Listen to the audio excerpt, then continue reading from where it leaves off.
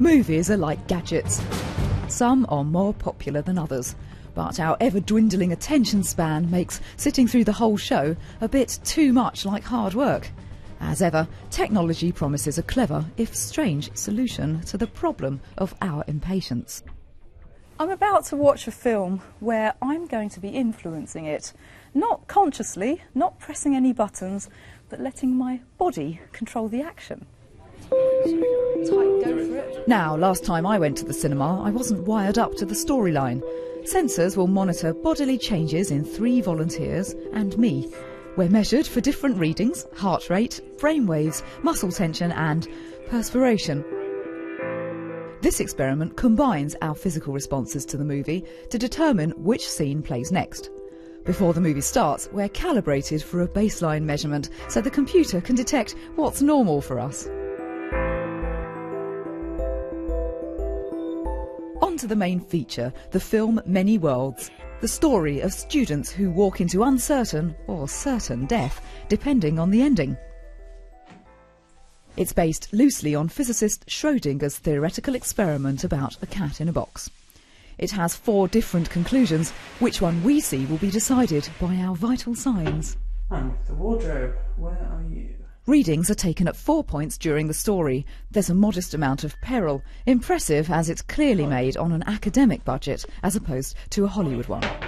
But unlike Hollywood, if tensions run a bit too high, the programme picks out a more relaxing scene.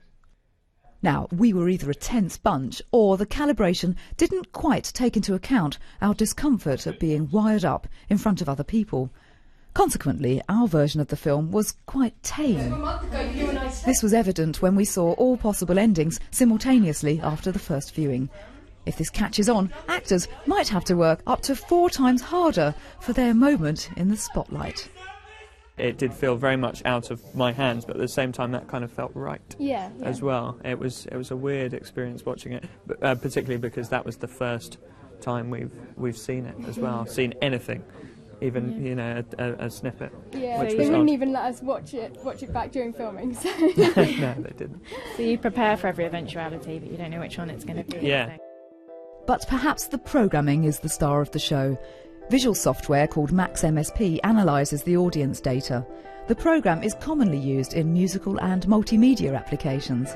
Basically, you're looking at a giant flowchart which plays a pre-selected media clip once a set of conditions are met. But in a way, we are not directly controlling the actions. Our physical signs are simply triggering off a next set of scenes. And to an extent, that's been decided by a human.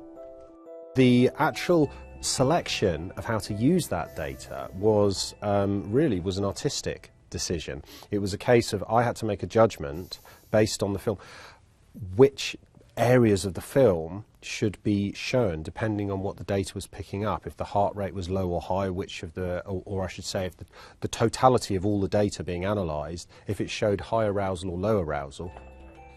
OK, it's hardly practical to connect your entire audience to a computer. For a start, it makes a discreet trip to the bathroom pretty much impossible.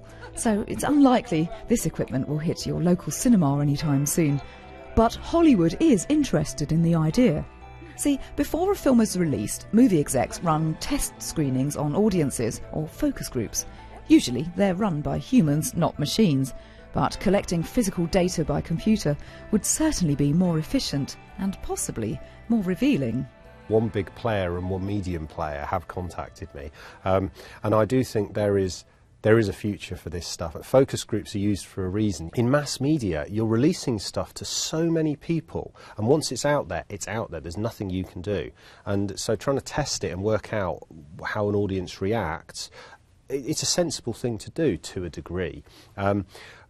But what happens if, once you've released it out there, you can change it, maybe just in subtle ways? You only need to make subtle changes to make big emotional differences.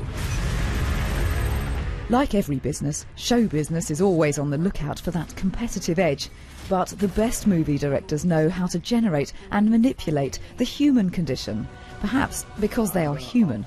So, letting machines determine the outcome of something as emotional as a feature film could leave us cold, at least until someone's written the right programme.